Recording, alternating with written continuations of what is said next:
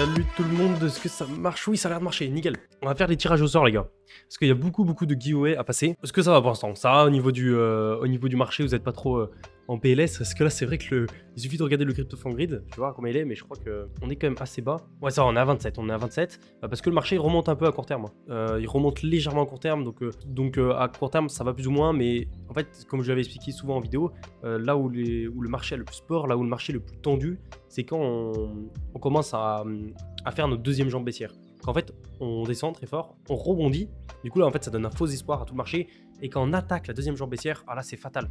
Et là tout le monde est en PLS, hein, tout le monde est très tendu, parce que voilà, on a eu un faux espoir avec le rebond, et on repart à la baisse, et c'est là où le moral est au plus bas. Et souvent c'est là où c'est le plus intéressant, parce qu'on est en train de faire le double creux, le double bottom, c'est souvent sur ce genre de zone qu'on se lance. Jambe baissière et après c'est talon aiguille. Exactement, tout à fait raison. Semaine décisive donc, ouais, bah, un peu comme toutes les semaines, hein. J'ai l'impression que toutes les semaines c'est décisif sur les cryptos. Parti pour crypto conférence, le THC, Ethereum Lisbonne et prochainement Ethereum Barcelone. Bonne question. J'ai fait à Dubaï, j'ai fait pas mal de conférences, de trucs comme ça. À Dubaï, j'en ai fait vraiment beaucoup. À Malte, il y en avait un il y a un mois. J'y étais, mais j'y suis même pas allé du coup. J'ai fait n'importe quoi, j'aurais dû y aller.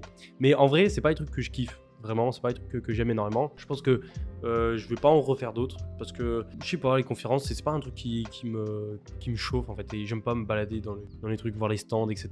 Je sais pas, j'ai l'impression de perdre mon temps, j'aime pas trop. Après, tu rencontres des gens, donc ça c'est cool. Mais en vrai, je sais pas, je suis moyen fan. Ça, mais plus tard, pas tout de suite. Créer éventuellement pour une conférence en France. Pas une conférence, mais on m'a déjà proposé en plus. Mais ce serait plus de mon côté. C'est-à-dire que par exemple, moi je ferais pas tout ça parce que c'est compliqué à organiser, mais participer en fait, pas juste y aller en mode en tant que crypto futur et voilà, voir du monde, etc., voir des projets, mais plus y aller en mode en faisant une sorte de conférence ou un truc comme ça. Et ce serait très dur, et je pense que ce serait un bon challenge pour moi de faire ça. Par exemple de parler devant 200 ou je sais pas, une centaine de personnes, ça peut être cool. Je sais que Asher l'a beaucoup fait et c'est un truc qui me plairait bien, pourquoi pas. Un TEDx, ouais, mais TEDx avant d'y arriver, je pense qu'il y a encore du chemin à faire. Du coup, le Bitcoin, vous pouvez voir qu'on est plutôt retrait la hausse à court terme, mais à moyen terme, je me méfie énormément regardez les volumes.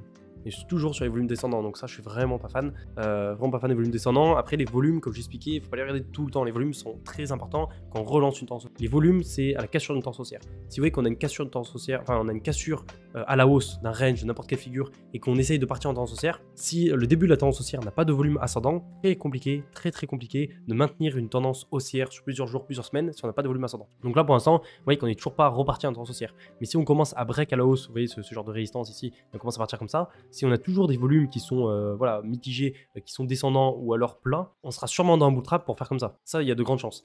Deuxième chose qui est intéressante, cette fois-ci, qui est plutôt bullish, c'est, j'en parle souvent en vidéo YouTube là, mais c'est en gros le double bottom là qu'on a fait sur le RSI en daily. Ça, c'est très propre. Le double bottom là qu'on a fait sur les 30 de RSI, ça personnellement, moi je valide et j'adore. C'est bon au niveau graphique, au niveau comment je pourrais appeler ça? Au niveau bullish en fait, niveau scénario bullish, c'est plutôt une bonne chose là qu'on ait un W qui se forme, un double creux sur ces 32 RSI en daily. Et du coup, ça pourrait valider notre bottom ici et faire notre W, notre deuxième jambe baissière dans ce style-là. Et ça se joue, ça c'est très propre. Et comme j'ai expliqué, on a 3 scénarios, le V, le U ou alors le W. Donc on avait 2 scénarios, moi que je préférais, c'était le V et le W. Pourquoi le V? Parce que on avait aussi un indicateur que Willy Woo avait montré sur Twitter qui correspondait à 2017 et à différents scénarios en V qu'on avait pu faire. Donc ça pouvait jouer, mais le W était plus à privilégier parce qu'il est plus intéressant en fait au niveau, comme j'ai expliqué, au niveau de la construction du cours. C'est plus intéressant de faire un W qu'un V. Si on fait un W, le cours va mieux se construire pour repartir. Et il va plus prendre son temps en fait, si vous voulez, il va prendre le temps de faire un double creux, prendre le temps de repartir correctement et pas trop se précipiter comme un V. Et du côté des altcoins,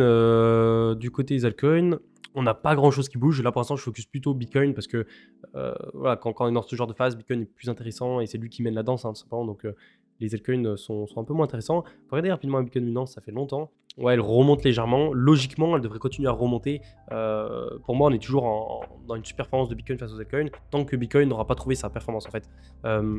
tant que Bitcoin n'aura pas fini sa performance, il sera toujours pour moi en dominance par rapport aux altcoins. Et je pense que la dominance s'inversera et on aura une super performance des altcoins face au Bitcoin quand Bitcoin aura fini de faire sa poussée à la hausse pour ensuite profiter aux altcoins. Mais on n'y est encore pas du tout, parce que là, pour l'instant, il faut finir cette baisse qu'on a construite là depuis quelques semaines, commencer à repartir, et une fois qu'on repart, c'est là où Bitcoin va superformer, il va superformer, il risque de monter peut-être, je sais pas, à 80 000, 100 000, 120 000 $, et là après, il va commencer à se calmer, et c'est là où on va voir les altcoins qui vont rentrer en jeu. Comment vous dites? Quizmos, oui, Quizmos, ok, Swissmos, Christmas, Christmas, là, je suis pas mal là, je suis pas mal, je pense. Ouais, je galère encore l'anglais, hein. je galère. J'essaye d'apprendre, mais bon, je suis à Malte, je suis tout le temps avec des Français, souvent avec des Français. Les seules fois où je parle anglais, c'est pour les courses ou alors pour quand je vais demander des choses à des commerçants, etc. Ou parfois en soirée avec des anglais que je rencontre, mais vu que c'est en soirée, c'est galère pour tenir des discussions, etc. Donc l'anglais, petit à petit, je l'augmente, mais c'est pas facile. Je pensais venir à Malte et me dire, je vais rester 3-4 mois à Malte, je serai bilingue.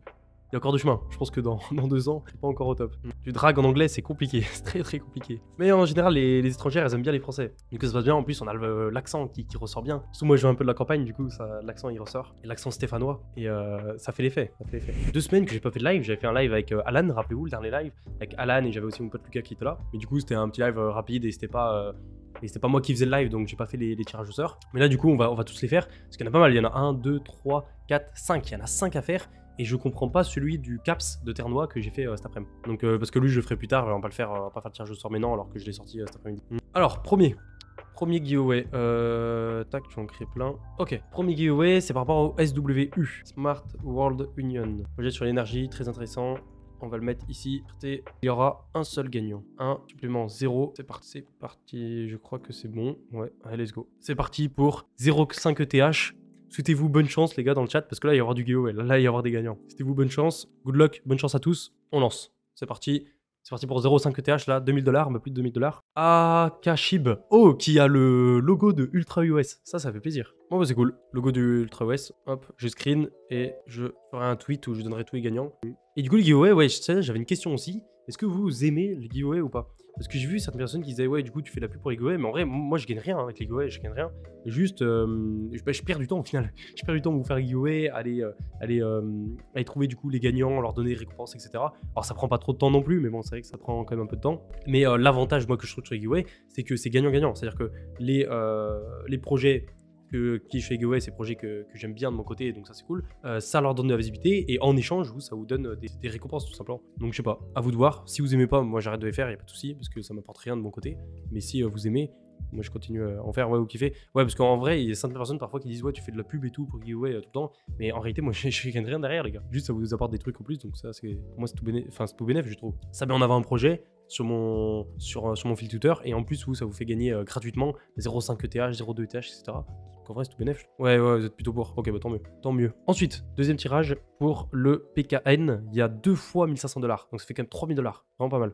En PKN en plus. Et les 2 gagnants là, vous avez intérêt à holder vos PKN jusqu'à la fin du bull run. Parce que ça peut vite devenir plus. Ensuite, du coup, 2 gagnants, hop, 0 suppléant. Je crois qu'on est bon. Confirmé. Là, il y a 5000 personnes, il y a un peu plus de personnes. Let's go. Alors, on a Fred Life HXC et Alf WW. Vous êtes de sacrés pseudos. On passe au jour prochain. Le prochain qui est notre ami Yesono. Oui, notre ami Yesono, j'en ai pas trop parlé. Yesono, très intéressant là aussi. Très bon projet. Au niveau du micro-baiting, ils sont très chauds parce qu'au niveau de leur appli, ils ont eu pas mal de monde qui sont inscrits sur l'appli. Donc ça marche bien. Et qu'est-ce que je voulais dire? Ah oui, leur token, le Yon, par contre, ça fait chier. Le token de Yon, il a été listé, alors il a explosé de 400%, mais après il s'est pris une baisse de moins 70%, ça fait très mal. Et ils n'ont pas eu de chance. Ils n'ont pas eu de chance parce qu'ils ont lancé leur listing, je crois que c'est la veille du crash des cryptos.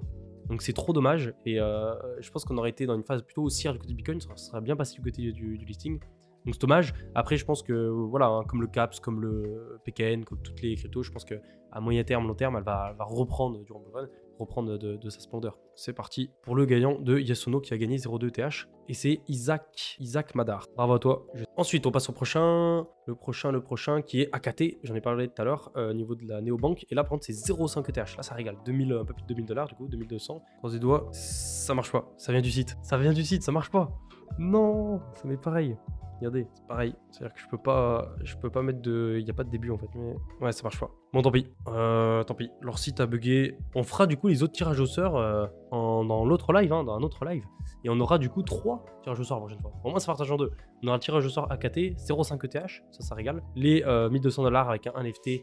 Enfin, un NFT qui vaut environ 1200$ de Babolex. En plus, il risque de prendre de valeur. Et il y aura aussi les 10 000 caps à gagner. La part de caps. Donc on les met de côté. Je vais dire, ah oui, je vais pas trop tarder au niveau du live. Faut que j'aille prendre ma douche, faut que j'aille manger surtout. Il faut pas que je me couche tard parce que hier je me suis couché encore à 6h30 du matin. Du coup, j'ai envie toute la journée et je peux vu le soleil. Et ça me saoule.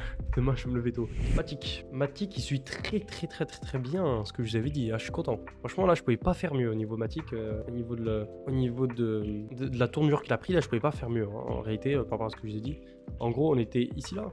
Et je vous avais parlé que tu fallait prendre les lignes, tu fallait prendre le RSI en daily. Et avec le RSI en daily, et il était exactement ici, il était en train de monter. Et moi, ce que j'avais peur, c'était d'un double top du côté du RSI. Et du coup, arriver, en fait, ça correspondait en haut du biseau. Et en gros, là, ce qui est intéressant, c'est qu'il pouvait aller en haut du biseau, former du coup le double top, et ensuite corriger, casser le biseau à la baisse, et former du coup le double top avec le même. C'est exactement ce qu'on a fait, c'est tellement propre, vraiment très propre. Et du coup, on monte en haut du biseau, logique, on casse le biseau à la baisse, on forme le double top du côté du RSI, voilà, on forme le M, on revient ici, et après la suite, bah, c'est simplement la même chose que ce que je dis il y a une semaine, hein. C'est toujours pareil, c'est que voilà, on corrige, on trouve un bottom, on commence à ranger et petit à petit après il repart là-haut. C'est ce qui a pris G sur Matic, donc pour l'instant vous voyez ce qu'on fait, entre notre bottom, on commence à ranger, et là le but du coup de se mettre à plat, pour ensuite repasser ça, repercer ça et péter les 70 de RSI au niveau des lits. Ça dépend aussi du contexte global des cryptos, hein. Si on a Bitcoin qui revient à 40 000$, on est sûr que le Matic là il va plonger. Mais Bitcoin ne fait pas de conneries, on la remonte légèrement, il fait du B. Logiquement, Matic il devrait faire un truc dans ce style-là. Je peux pas trop les analyser parce qu'en fait, là, les altcoins, je les regarde pas trop en ce moment. Vous voyez, les altcoins, je les regarde plus quand on est en phase de marché aussi là sur Bitcoin et tout chauffe, etc. Et c'est là où c'est intéressant d'aller sur les altcoins. Mais actuellement, voilà, recherchez les altcoins sur lesquels vous pensez qu'il y a de bons fondamentaux, sur lesquels vous trouvez que le projet est bien. Mais au niveau graphique, je regarde un peu moins les altcoins actuellement, plus Bitcoin. Parce que, comme d'habitude, hein, si Bitcoin, tant qu'on n'a pas une vision claire sur Bitcoin, ça sert à rien, je trouve, d'aller sur les altcoins. Enfin, d'aller analyser tous les altcoins. Enfin bref, c'est quoi ton OnlyFans? Je le donnais pas à les privé. Matic bullish, mais oui, Matic, j'ai fait une petite analyse là juste avant.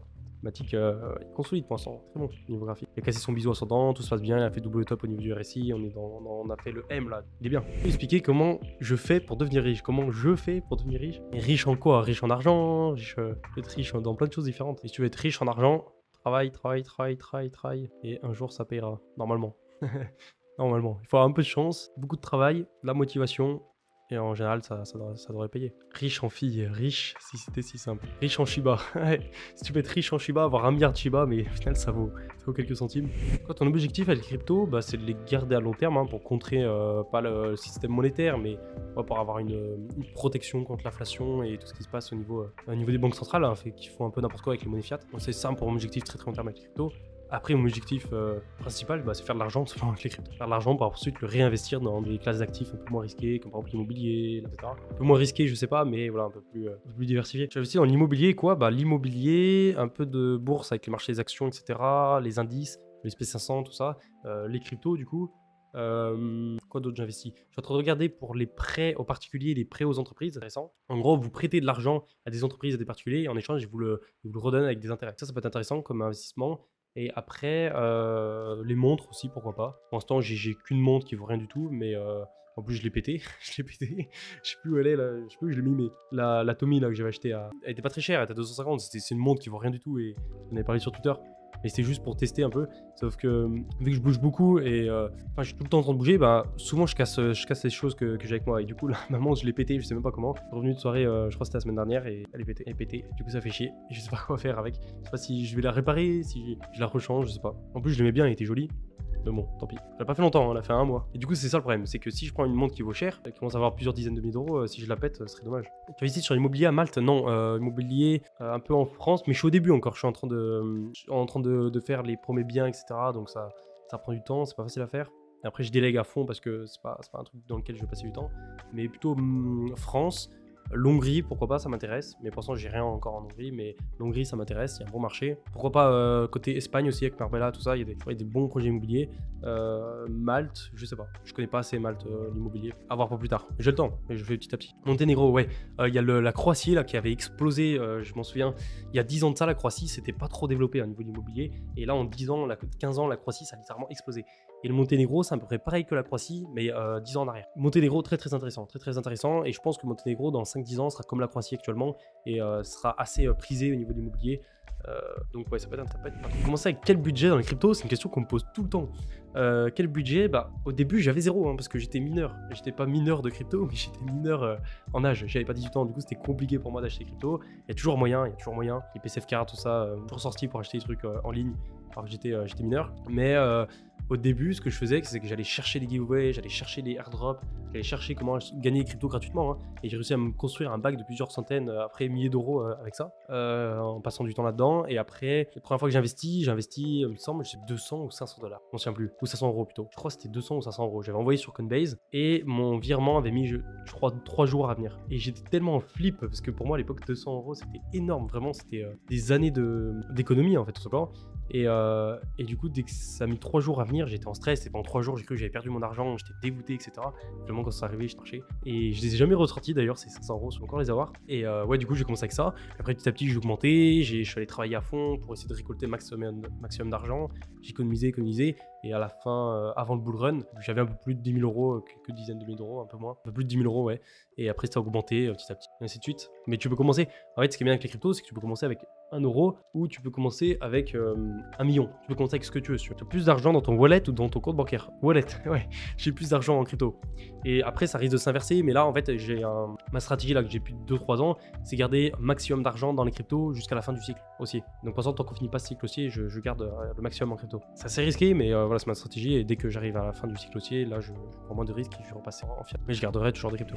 Bonne soirée à tous. Merci de m'avoir suivi. Là, c'était bien cool. Bon petit live. C'était rapide, mais c'était dense. J'ai bien aimé. Je referai un live, bien sûr, dans la semaine prochaine, pour faire le deuxième tirage au sort des giveaways. Il y en aura 3 du coup, le CAP, le NFT, Nude Babolex et le troisième qui est AKT avec 0.5 TH. Et du coup, on fera tout ça. Et prenez soin de vous, bonne fin de semaine et surveillez la clôture weekly aussi. Je vais en parler sur Twitter. Ciao à tous et faites attention sur le marché comme d'habitude. Salut!